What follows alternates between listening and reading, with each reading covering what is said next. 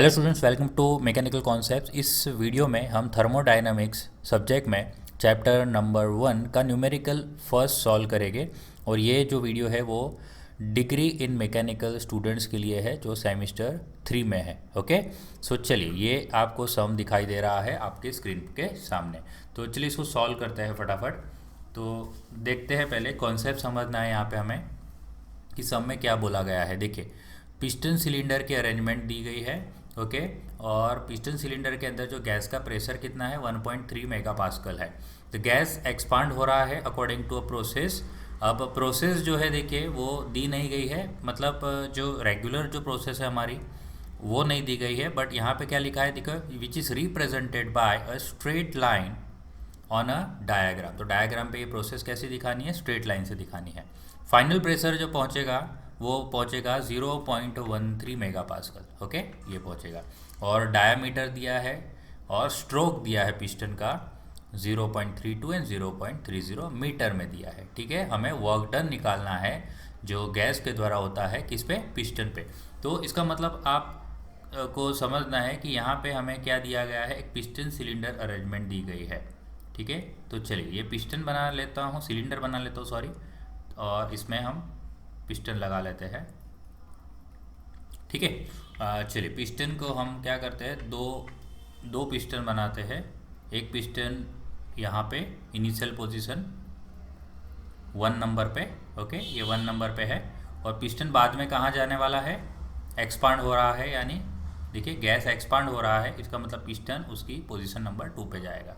ठीक है, सो चलिए अभी यहाँ पे हमें क्या करना है, एक पीवी डायग्राम बनाना है। इसके अंदर जो गैस प्रेशर है ये भी गिवन है, ये जो गैस अंदर प्रेशर अप्लाई करता है वो।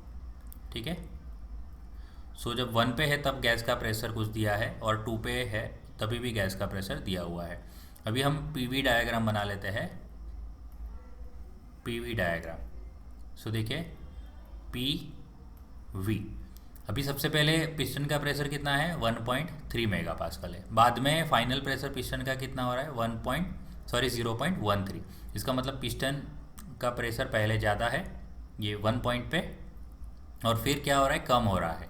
और जो डायग्राम में कैसे बतानी है, स्ट्रेट लाइन बतानी है, यानी यहाँ पे जो एक्सपांसन बताना है वो कैसा बताना है, स्ट्रेट लाइन बताना है। यानी किस तरह से होगा, देखिए जब वॉल्यूम बढ़ रहा है ना, देखिए 1 से 2 जा रहा है तो वॉल्यूम बढ़ रहा है। ओके, तो देखिए यहाँ पे भी वॉल्यूम बढ़ रहा है 1 से 2 जब जा रहा है तब। ओके, और प्रेशर कम हो रहा है, प्रेशर कम हो रहा है, ये तो सीधा सीधा क्वेश्चन में ही बताया है। ठीक है, सो चलिए यहाँ पे कुछ देखते हैं कि यहाँ P1 बनेगा। ओके, तो पिस्टन उसकी इनिशियल पोजीशन पे, तो गैस का प्रेशर कितना है P1 है, और गैस का वॉल्यूम कितना है V1 है। ठीक है, और जब पिस्टन उसकी फाइनल पोजीशन पे पहुंचता है यहाँ पे 2 नंबर पे, तब उसका प्रेशर बन जाता है P2 और वॉल्यूम बन जाता है V2। ठीक है, और यहाँ पे हम कुछ नंबरिंग भी करेंगे जो बाद में बताऊँगा मैं कि किस तरह से नंबरिंग करना है। ओके, सो चलिए, तो पिस्टन क्या कर रहा है यहाँ पे 1 से 2 सेकंड पोजीशन पे आता है। ठीक है, और उस टाइम पे देखिए जो उसका वॉल्यूम है कितना, ये वाले पार्ट को आपको भी पता है, ये वाला जो पोर्शन है, तो इसके अंदर अभी जो वॉल्यूम है उसको बोला जाता है क्लियरेंस वॉल्यूम VC। और यहाँ से लेके उसका जो स्ट्रोक होता है, this is stroke length. Okay, ये यहाँ से 1 से 2 जो होता है उसको स्ट्रोक लेंथ बोलते हैं, और उसका वॉल्यूम को हम बोलते हैं स्वेप्ट वॉल्यूम VS। ओके, चलिए अभी जो भी गिवन है वो हम पहले लिख लेते हैं। ठीक है, तो गिवन में हमें P1 दिया है, P2 दिया है। ठीक है, फाइनल प्रेशर इनिशियल प्रेशर दोनों दिया है।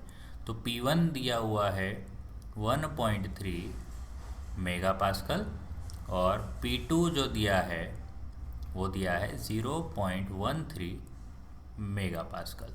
ओके, और उसके बाद हमें स्ट्रोक दिया हुआ है, डायामीटर दिया है, पिस्टन का डायामीटर दिया है D 0.32 मीटर, और स्ट्रोक लेंथ दी हुई है LS। ओके, कितना दिया है 0.30 मीटर।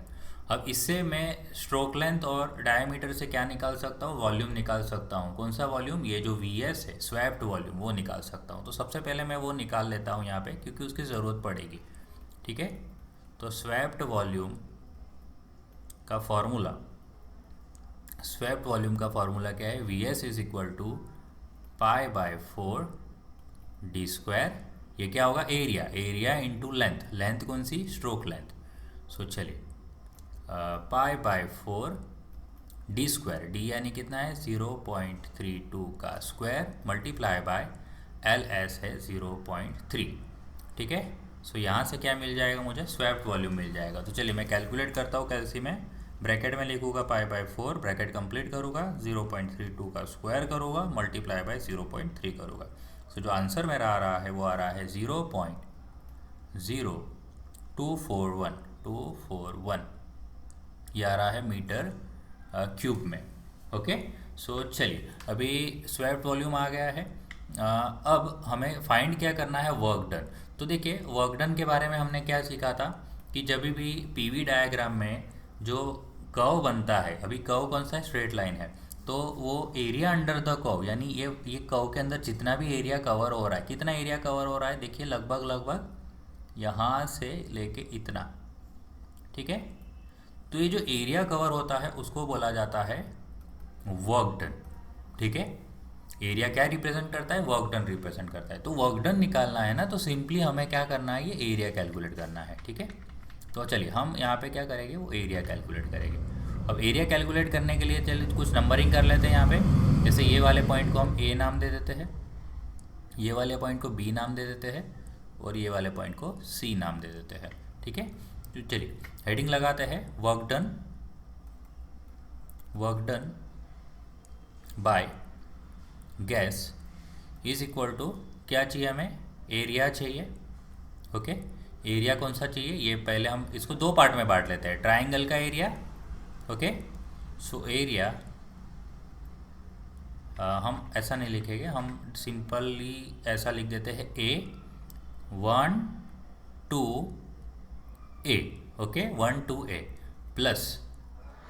प्लस एरिया कौन सा, देखिए ये वाला एरिया हो गया, येलो कलर से बनाया। अब कौन सा एरिया बचा, ये वाला एरिया जो रेक्टेंगल जैसा पार्ट बन रहा है वो, तो वो कौन सा एरिया कवर हो रहा है, देखिए ABC2 या तो A2CB ऐसा लिख देते हैं, कुछ भी लिखो चलेगा आपको, A2CB। तो ये दो एरिया चाहिए। अभी ट्राइंगल बन रहा है, राइट एंगल ट्राइंगल, जिसका फॉर्मूला आप सभी को पता है कि 1/2 बेस इंटू हाइट। तो बेस कहाँ से देखिए यहाँ से लेके इतना, तो ये मैंने आपको पहले ही बताया कि ये वाला पार्ट कितना है, कौन सा है, ये वाला पार्ट यहाँ से इतना, ये जो पार्ट है वो क्या है, स्वेप्ट वॉल्यूम है, ठीक है। क्योंकि ये जो हॉरिजॉन्टल लाइन है वॉल्यूम बता रही है, ये वाला पार्ट, ठीक है। ये तो एक्चुअली तो स्ट्रोक लेंथ है, बट अगर लेंथ से एरिया भी मल्टीप्लाई कर दे तो स्ट्रोक वॉल्यूम मिल जाएगा, ठीक है। तो चलिए स्ट्रोक वॉल्यूम, तो फॉर्मूला क्या बनेगा, बेस क्या है, VS है, ठीक है, VS। और हाइट कितनी है, यहाँ 1 से लेके 2, तो ये वाली हाइट कैसे कैलकुलेट करोगे भाई, P1 में से P2 माइनस कर दो, ठीक है। देखिए यहाँ से लेके इतना ये वाला हाइट कितना है, P1 है, और यहाँ से ये वाला हाइट कितना है, P2। तो P1 में से P2, तो ये वाला पार्ट कितना हो जाएगा, देखिए क्वेश्चन मार्क लगा रहा हूँ मैं, P1 माइनस P2, आप खुद ही समझ जाओगे, ठीक है। चलिए तो मल्टीप्लाई बाय क्या करना है, वो हाइट कहाँ थे, ये वाली हाइट, ठीक है। तो चलो इसको मैं हाइट कैसे लिखूँगा, P1 माइनस P2 हो गया। अब कौन सा एरिया बाकी रह गया, ये नीचे रेक्टेंगल का। तो रेक्टेंगल तो क्या रहता है, लेंथ इंटू ब्रेड्थ, तो लेंथ कौन सी है, VS है, और ब्रेड्थ कितनी है, यहाँ तक की।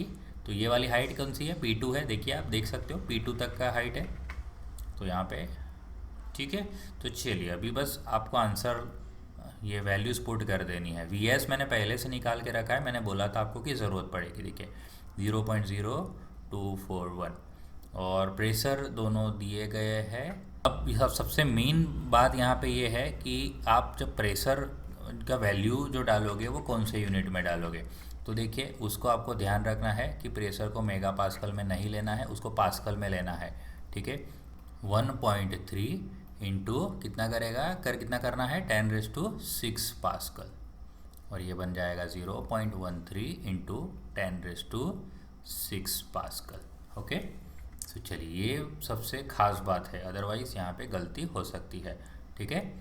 कितना है 1.3 into 10⁻⁶ minus 0.13 into 10⁻⁶ plus V S जो है 0.0241 और ब्रैकेट में आएगा P2 कितना है 0.13 इंटू 10⁻⁶। सो चलिए इसका आंसर निकालते हैं। 0.5 मल्टीप्लाई बाई 0.0241 ब्रैकेट में आएगा 1.3 इंटू 10⁻³ माइनस 0.13 इंटू 10⁻³। ठीक है, प्लस आंसर करके प्लस कर रहे हैं हम, ब्रैकेट में 0.0241 मल्टीप्लाई बाई 0.13 इंटू 10⁻⁶। तो आंसर आ रहा है 17231.5 जूल। ओके, सो चलिए जूल में नहीं रखेंगे तो हम इसको बना देते हैं किलो जूल। तो कितना हो जाएगा 17.231 किलो जूल। ठीक है, सो चलिए ये हमारा फर्स्ट सम सॉल्व हो चुका है। आई होप कि आपको ये सम समझ आया है। इसी तरह हम आगे भी सम्स करते जाएंगे विथ कॉन्सेप्ट्स। ओके, सारे कॉन्सेप्ट क्लियर करूँगा, डायरेक्ट कुछ भी हम नहीं करेंगे। ठीक है, सो चलिए फिर यहाँ पे हमारा वीडियो ख़त्म होता है। Thank you. वीडियो अच्छा लगा तो लाइक करिए, ज़्यादा से ज़्यादा अपने दोस्तों से इस वीडियो को शेयर कीजिए, और अगर फर्स्ट टाइम इस चैनल को विज़िट कर रहे हो तो चैनल को सब्सक्राइब करना ना भूलना। चलिए फिर अब मिलेंगे नेक्स्ट वीडियो में। थैंक यू, जय हिंद।